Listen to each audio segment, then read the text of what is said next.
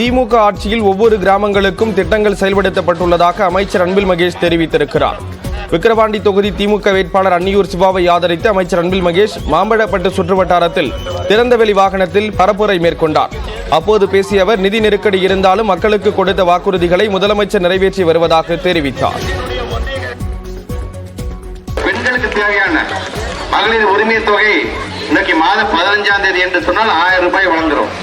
இன்னும் விண்ணப்பிச்சு கிடைக்காம இருக்கு, எங்களுக்கு என்ன நீங்க பதில் சொல்ல போறீங்க அப்படின்னு கேட்கிற பெண்களுக்கு சேர்த்தே சொல்றேன். தேர்தல் முடிஞ்ச கையோடு யார் யாருக்கும் வழங்கப்படவில்லையோ அவர்களுக்கும் இது சேர்த்து வழங்கப்படும் என்று முதலமைச்சருடைய அந்த ஆணை. நாம் தமிழர் கட்சியுடன் கூட்டணி அமைப்பது குறித்து அதிமுக பொதுச் செயலாளர் எடப்பாடி பழனிசாமியே முடிவு செய்வார் என்று முன்னாள் அமைச்சர் RB உதயகுமார் தெரிவித்தார்.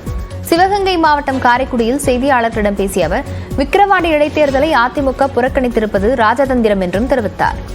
இது அக்கறை இல்லாத விக்கிரவாண்டி சட்டசபை தேர்தலில் சார் அதிமுகவெல்லாம் எங்களுக்கு தான் வாக்களிக்கணும்னு சொல்லி நாம் தமிழர் கட்சியோட ஒருங்கிணைப்பாளர் சீமான் சொல்லியிருக்காரு. அப்போ கூட்டணிக்கு அவர் நெருங்கி வர்றதா தான் அவர் கருதுகிறார். கூட்டணி முடிவெல்லாம் பொதுச் செயலாளர் அவங்கெல்லாம் பேசி முடிவு எடுப்பாங்க.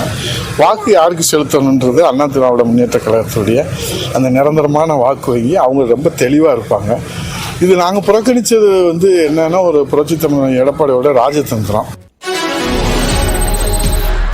புதுச்சேரியில் ஊர்காவல் படை தேர்வுக்கு தாமதமாக வந்ததால் அனுமதி மறுக்கப்பட்ட தேர்வர்கள் கதறி அழுதனர். புதுச்சேரியில் காலியாக உள்ள ஊர்காவல் படை பணியிடங்களுக்கு உடல் தகுதி தேர்வில் வெற்றி பெற்றவர்களுக்கு எழுத்துத் தேர்வு நடைபெற்றது. 12 தேர்வு மையங்களில் காலை 10 மணிக்கு தேர்வு தொடங்கிய நிலையில் 9:30 மணிக்கு கதவுகள் மூடப்பட்டன. இதனால் சற்று தாமதமாக வந்த தேர்வர்கள் பலரும் தேர்வு எழுத முடியாமல் போனது. பல ஆண்டுகளாக கஷ்டப்பட்டு உடற்தகுதி தேர்வில் வென்று வேலைவாய்ப்பு பறிபோவதாக கண்கள் கலங்க அனுமதி கேட்டு நின்றனர்.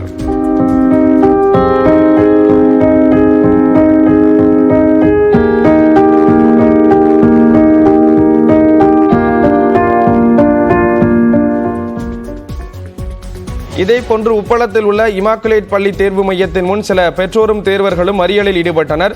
மேலும் அவ்வழியே வந்த சபாநாயகர் செல்வத்திடம் முறையிட்டனர்.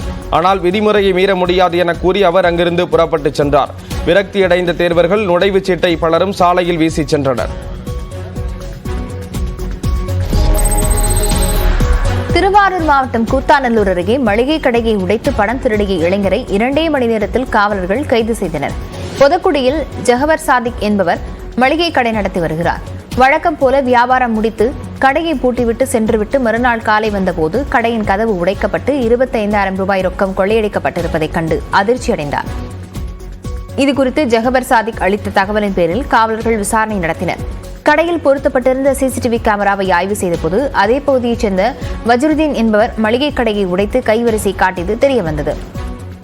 அதன் அடிப்படையில் வஜ்ருதீனை கைது செய்து சிறையில் அடைத்தனர். தூத்துக்குடி மாவட்டம் திருச்செந்தூர் சுப்பிரமணிய சுவாமி கோயில் கடற்கரையில் வழக்கத்தை விட கடல் அதிக சீற்றமாக காணப்பட்டது.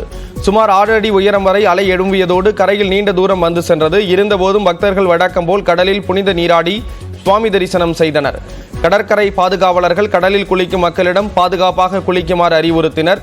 முன்னதாக கடலில் இருந்து கரை ஒதுங்கிய 1.5 அடி உயரம் கொண்ட முருகன் சிலை மீட்கப்பட்டு கோயில் நிர்வாகத்திடம் ஒப்படைக்கப்பட்டது.